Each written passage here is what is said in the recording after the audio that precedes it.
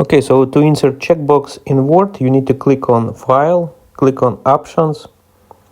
Here you need to click Customize Ribbon and click on Developer, Confirm. So, okay, now go to Developer tab and click this checkbox.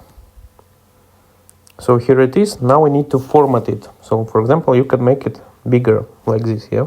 So change font size, and on a click it will be active like this here.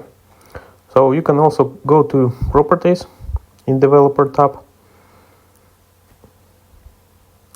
and this symbol you can change it to any of these, what you can see. But you need to change font, so change font to Wingdings, and scroll down a little bit. And you can select, for example, this one, checkbox here. So like this example.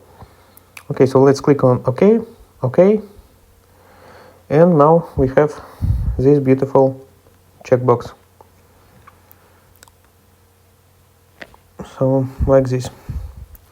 You can make more if you need, for example, on every line. So guys, I hope this video was helpful.